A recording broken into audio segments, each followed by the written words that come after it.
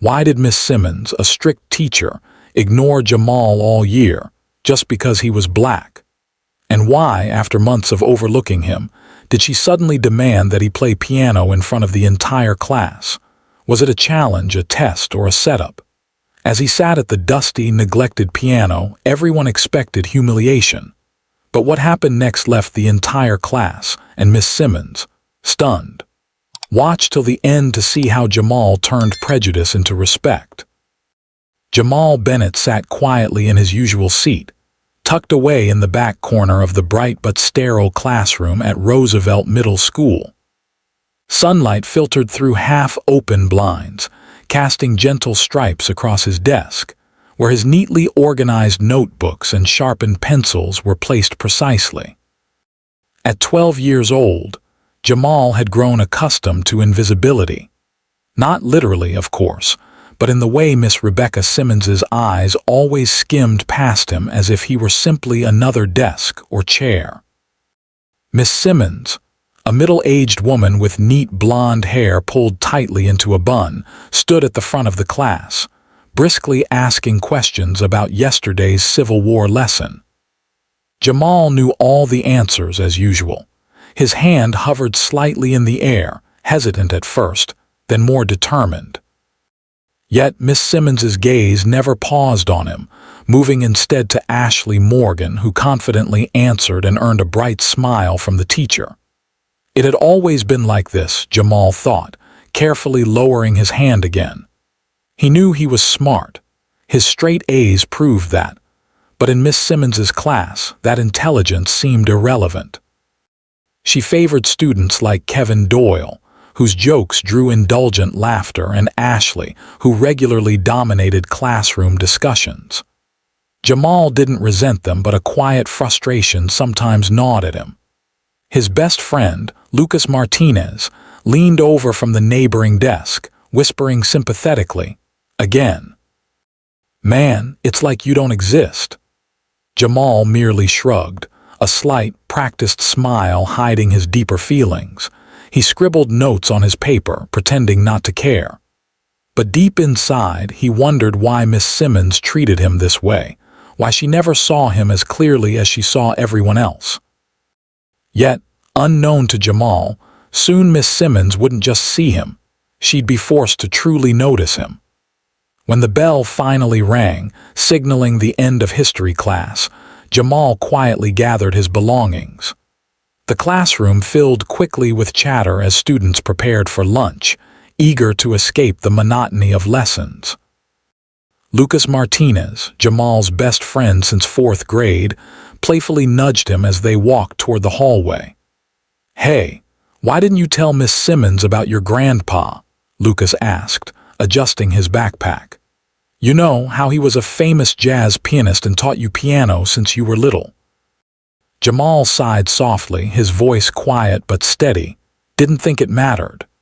Lucas gave a knowing glance. "Bro, if she knew, maybe she'd actually notice you for once. Or maybe she wouldn't believe me anyway," Jamal replied. "She never does." Unbeknownst to them, Miss Simmons stood just inside the classroom door, pretending to rearrange books but clearly listening. Her eyes narrowed slightly, her lips pressing into a thin line as she overheard Jamal's conversation. The thought of Jamal, a student she had deliberately overlooked, claiming hidden talent, sparked skepticism and irritation.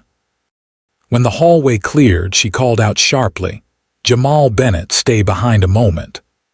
Lucas shot Jamal a curious glance, eyebrows raised, before leaving reluctantly. Alone now, Jamal turned slowly, feeling unease coil in his stomach as Miss Simmons approached, arms crossed. "So Jamal," Miss Simmons began, her voice cool and measured, "I couldn't help but overhear your conversation. You play piano." Jamal hesitated, sensing her disbelief beneath the polite facade. He nodded carefully. "Yes, my grandfather taught me." "Your grandfather," Miss Simmons repeated slowly, as if savoring the idea. "Well, if that's true, you must be quite talented."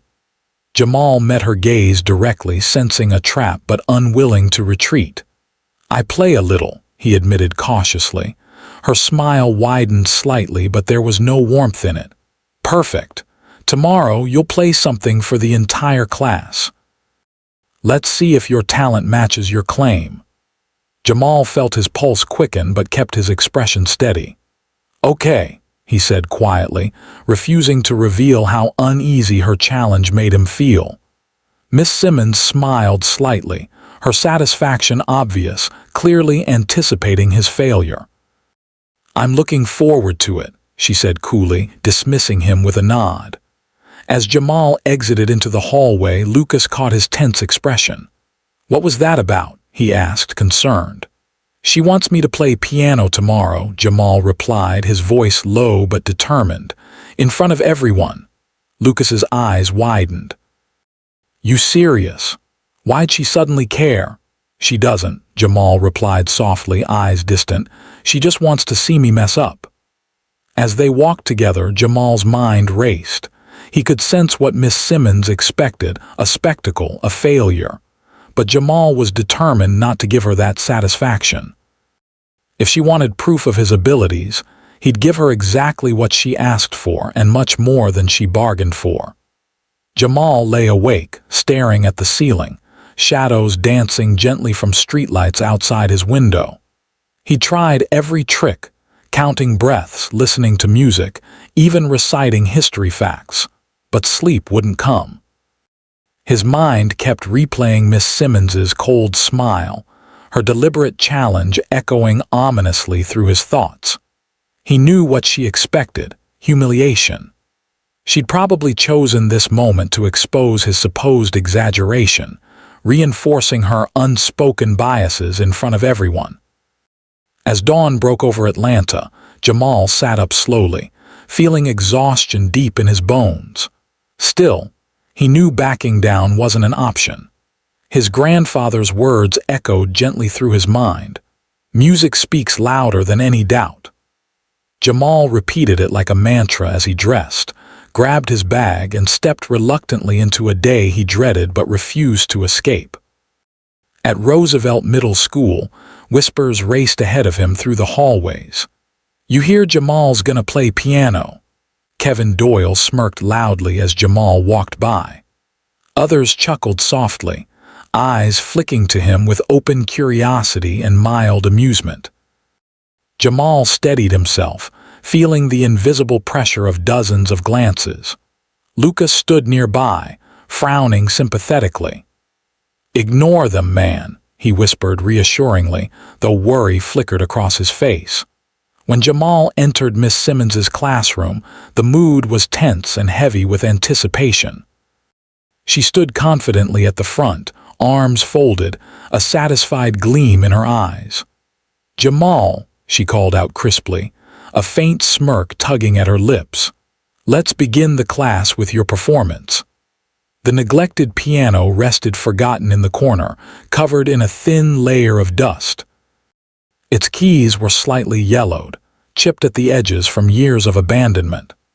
Jamal approached slowly, feeling each gaze boring into his back, each step heavier than the last. A few muffled giggles rippled through the silence, barely suppressed excitement over his anticipated failure. "Whenever you're ready," Miss Simmons prompted lightly, her tone falsely encouraging. Jamal drew a slow breath, tuning out their quiet laughter, ignoring the smirks. His heartbeat thundered steadily, but he willed himself calm. He gently brushed the dust from the keys, fingertips tracing their worn edges. Though old and slightly out of tune, they felt familiar, almost comforting beneath his touch. He pictured his grandfather's calm eyes and quiet encouragement. "He looks nervous," Ashley whispered audibly from her seat. "Yeah, bet he can't even find middle C," Kevin joked under his breath, earning quiet chuckles around him. Jamal closed his eyes briefly, centering himself. Miss Simmons shifted impatiently, crossing her arms tighter, her eyes silently daring him to fail. He pressed down the first keys softly, the notes lingering hesitantly in the silence, feeling out the instrument's quirks. The whispers slowly ceased, curiosity replacing skepticism. Then, after another deep breath, Jamal began to play fully, letting the jazz melody, one he'd learned meticulously from his grandfather, flow effortlessly from his fingertips. The soft hesitation vanished instantly, replaced by clear, confident rhythms. His right hand danced gracefully over the melody, left hand firmly anchoring the rhythmic bass line. The classroom's atmosphere transformed instantly. Students froze in surprise, their smirks fading into stunned silence. Even Kevin Doyle, the loudest skeptic, leaned forward, eyes widening as disbelief gave way to awe. Miss Simmons's expression shifted from smug anticipation to confusion, and finally settled into subtle shock, her eyes widening slightly in reluctant acknowledgement. Jamal kept playing, his anxiety gradually melting away into the music. Each chord he played resonated not only in the old piano, but in every corner of the room, filling it with a powerful, unexpected warmth.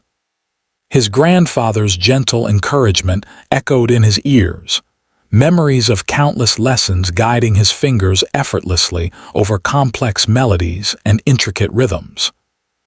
For a moment, Jamal forgot the class, forgot Miss Simmons's challenge. He played only for himself, reclaiming his dignity through every passionate note. When the last chord faded, a profound silence settled, heavy and expectant. Jamal slowly lifted his hands, heart steady, eyes clear. He turned to face his classmates, many now staring at him with newfound respect. Yet it was Miss Simmons's expression, speechless, flustered, shaken, that told him all he needed to know. Her challenge, intended to humiliate, had backfired spectacularly. And Jamal knew, deep down, he had already won.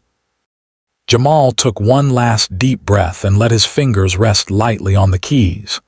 He could still hear the muffled giggles from Kevin and Ashley, could still feel Miss Simmons's eyes boring into him, expectant, waiting for him to fail. But he wasn't here to meet their expectations. He was here to shatter them. At first he played softly, a slow and deliberate jazz progression, feeling out the piano's uneven tuning. The instrument had been abandoned for years, its strings slightly worn, but it didn't matter. Music wasn't just about perfection, it was about emotion, about telling a story. And Jamal had a story to tell. The first few notes drifted through the room like ripples in still water, soft, hesitant, but purposeful. Kevin Doyle leaned back in his seat, still smirking. "That's it," he muttered under his breath. Then Jamal's fingers began to move. What started as a simple melody transformed into something much greater, much deeper.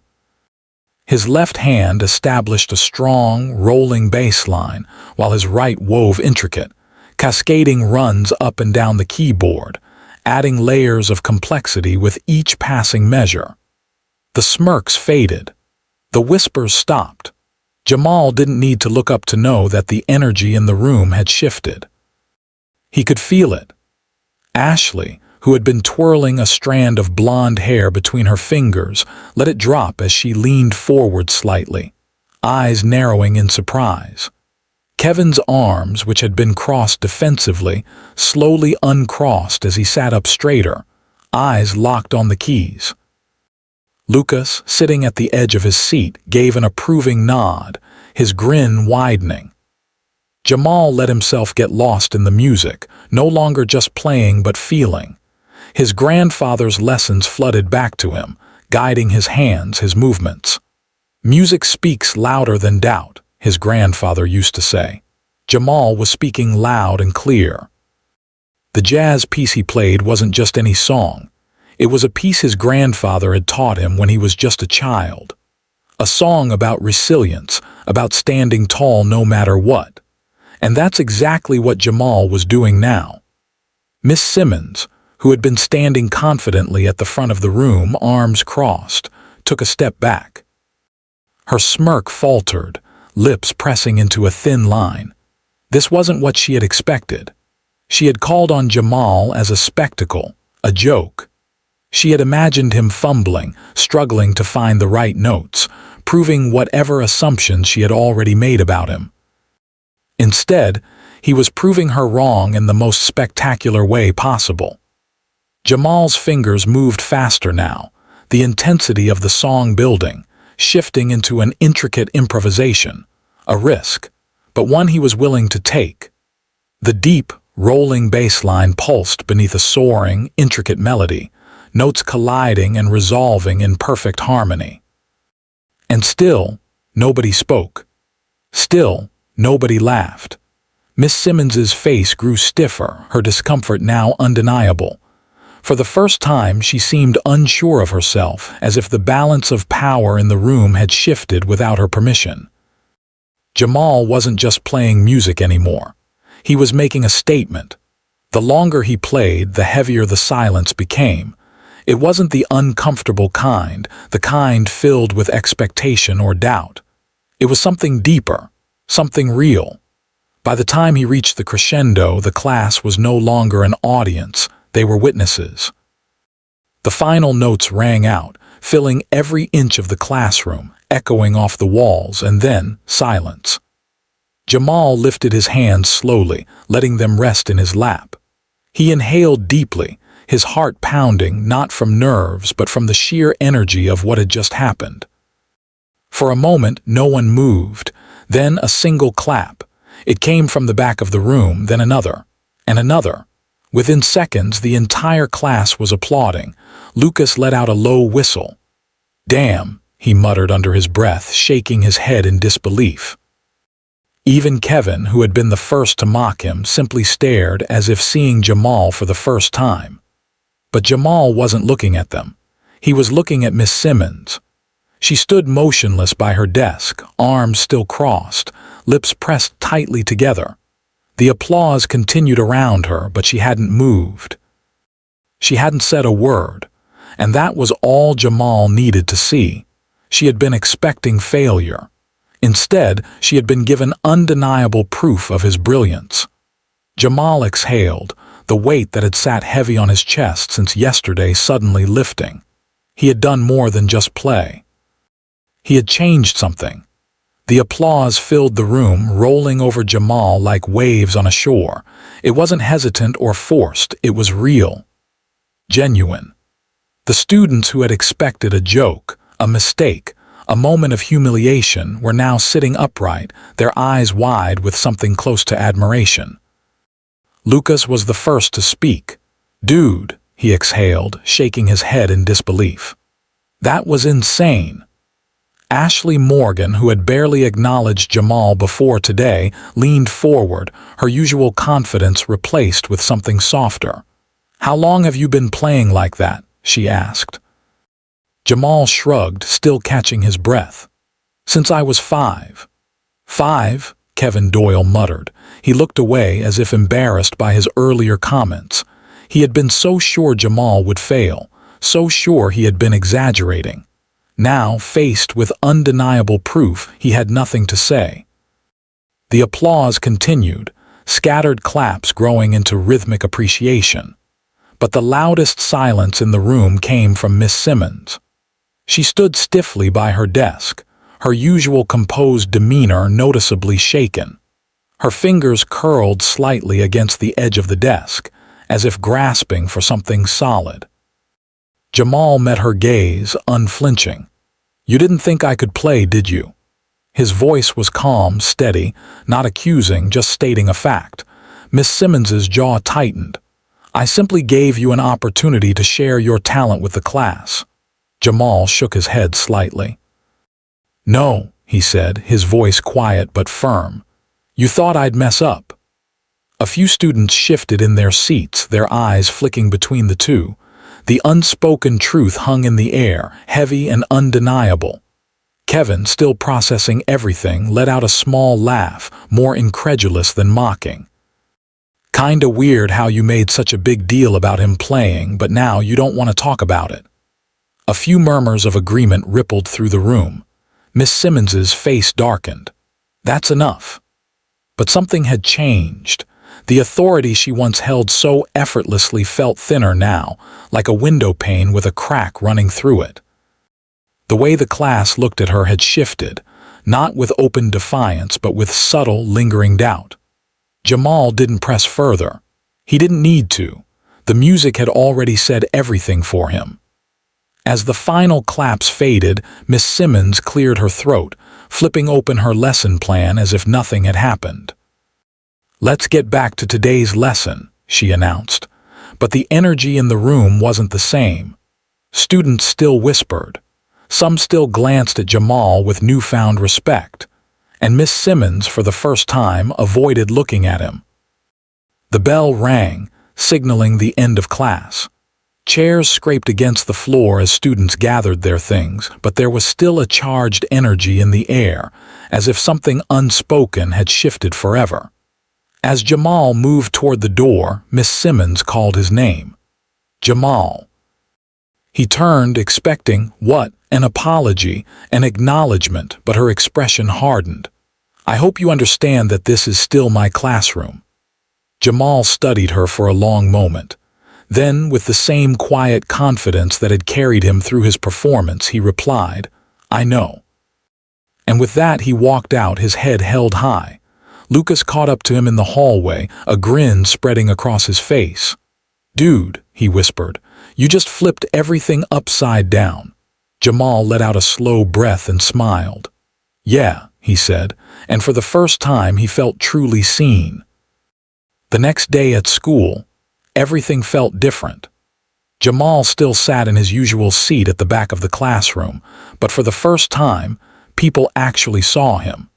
No longer just the quiet kid Miss Simmons ignored. He was now the kid who had silenced the entire room with his music. During lunch, students who had never spoken to him before stopped by his table. "Dude, you were insane on that piano," Ashley Morgan admitted, sliding into the seat across from him. "Like actually professional level," Jamal only smiled. "Thanks." Kevin Doyle, usually full of sarcastic remarks, scratched the back of his neck, looking uncharacteristically uncertain. "Yeah, that was pretty cool," he muttered before quickly walking away. Lucas smirked, nudging Jamal's shoulder. "Look at you making Kevin rethink his whole personality." Jamal chuckled, shaking his head. He hadn't played to impress them, but the shift in their attitude was undeniable. Across the cafeteria, Miss Simmons walked past, tray in hand. Their eyes met briefly. For the first time, she looked away first, and that was enough. Jamal didn't need an apology, didn't need an explanation. He had already proven everything he needed to. That night, as he sat at the piano in his grandfather's old study, he finally understood the lesson his grandfather had taught him all those years ago. Real talent speaks louder than doubt. And when you let your talent shine, even those who underestimate you have no choice but to listen.